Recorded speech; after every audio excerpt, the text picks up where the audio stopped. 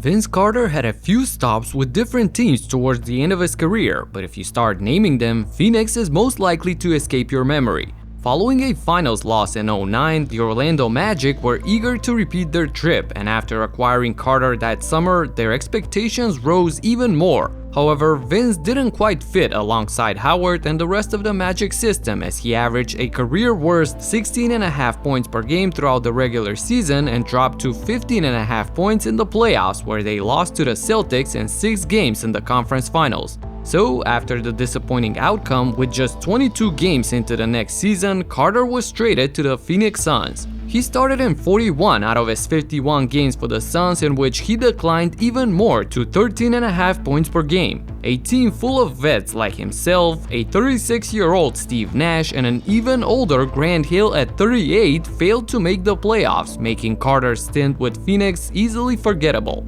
He did have a couple of 30-point games, and every once in a while he turned back the clock looking like Air Canada again, but mostly operated as a catch-and-shoot guy. Nevertheless, in the 2011 offseason, his contract was bought out from Phoenix and he signed with the Dallas Mavericks. By the time the 2009 season came, Tracy McGrady had a lot of surgeries done and his body was starting to break down. He was still recovering at the start of the season, and despite trying to play, he was limited to just 7 minutes per game in a few games for the Rockets. Houston decided to shut him down and focused on trading him away. So, 2 months later, the Knicks pulled the trigger on a T-Mac trade. They hoped to see McGrady come back to his old self, but even if he couldn't, he was still on an expiring contract, and New York was scrambling to clean up the roster and create as much salary cap as possible for that offseason when LeBron James would become a free agent. And this is how we got half a season of Tracy in the Big Apple. The Madison Square Garden crowd was hyped to see him in a Knicks uniform, but unfortunately the injuries took a toll on McGrady by that time and he would never look like his old self.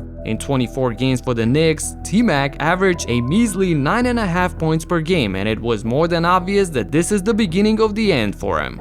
You know RJ from his hilarious takes on ESPN, but he was a bad man back in the day, especially during his time in New Jersey. However, after losing 2 NBA Finals and 1 Eastern Conference Finals in the early 2000s, the Nets didn't even make the playoffs in 2008. So it was time for Jefferson to move on. Milwaukee Bucks came up as a suitor for him, as they were looking for a solid wing to play alongside Michael Redd and Andrew Bogut. Richard continued to do his usual work, which included a lot of running, defending, and his signature one-handed dunks, of course. He scored above the 30-point mark 7 times and finished the 2008-09 season strong with averages of 19.5 points per game, 4.5 rebounds, and 2.5 assists, but the Bucks never came close to making the playoffs as Bogut missed a big chunk of the season due to injuries. In the summer of 2009, Jefferson was traded again, this time to the Spurs, the first out of 6 stops for him in the next 9 years, in which he was mainly considered as a role player. The Kings had their glory days in the beginning of the 2000s, but when it became clear that this team won't win the championship, the front office started to dismantle it. First, they sent Chris Webber to Philadelphia, and then they traded away their second most valuable piece. The expiring contract of Peja Stojakovic was sent to Indiana for Ron Artest. And if you're not a fan of Peja or the Pacers, chances are you don't remember him getting buckets in Indiana. But he was just as nice as in Sacramento. 19.5 points on 40% from downtown and 90% from the foul line. This Pacers team, however, didn't see much success as they lost in the first round to New Jersey. The following offseason, Stojakovic signed a 5-year, $64 million deal with the New Orleans Hornets. Moving on, we all remember the We Believe squad in a very positive light, but fact of the matter is that they only had 1 trip to the playoffs together. That was the main reason why Steven Jackson requested a trade to a contender before the start of the 2009 season.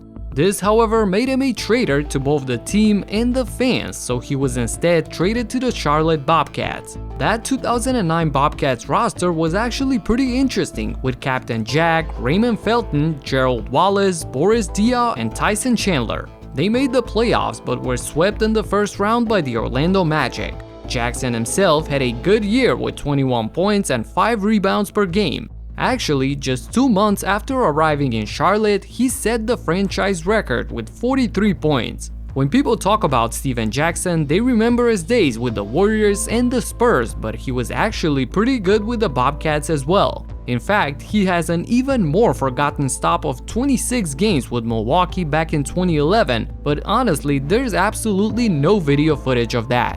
When you think of Shawn Marion, two teams come to mind: Phoenix and Dallas, and maybe you'll remember that he was a LeBron teammate at the end of his career in Cleveland, but surprisingly, he played for two more teams in between. Actually, the Matrix was a part of the deal that brought Shaq to Arizona from Miami in February of 2008. He appeared in just 16 games that season and averaged a double-double, but the Heat finished with the worst record in the league.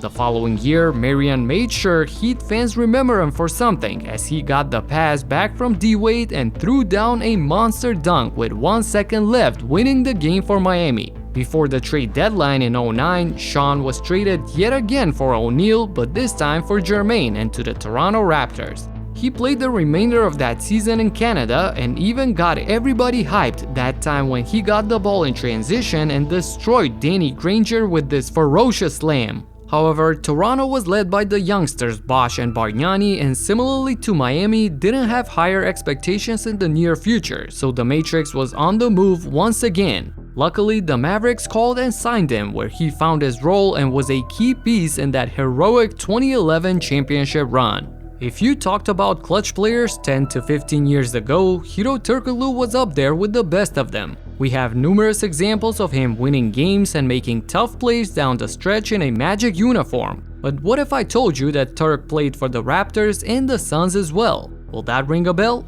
In that same offseason, when Orlando signed Carter, they let go of Hiro, who got himself a 5-year, $50 million contract from Toronto. He did what he knew best for them as well, as he drained this tough fadeaway in overtime against the Wizards to ultimately win the game. But in general, the 2009-2010 season was rough for Turkoglu, who dropped from 17 points per game in Orlando the previous year to 11 points in Canada. So much for that 5-year deal, as Hiro was dealt to the Suns before next year's tip-off. He didn't feel like himself in Phoenix either, as he played in just 25 games, scoring 9.5 points per game. So after these two quick stops, he finally returned back to Orlando for a few seasons before ultimately ending his career with the Clippers. Cuttino Mobley was a shifty guard with a deadly left hand. The tandem of him and Steve Francis was one of the more attractive ones during their time in Houston and half a season together in Orlando. The other half of that 04-05 season, however, is rarely talked about when it comes to Mobley,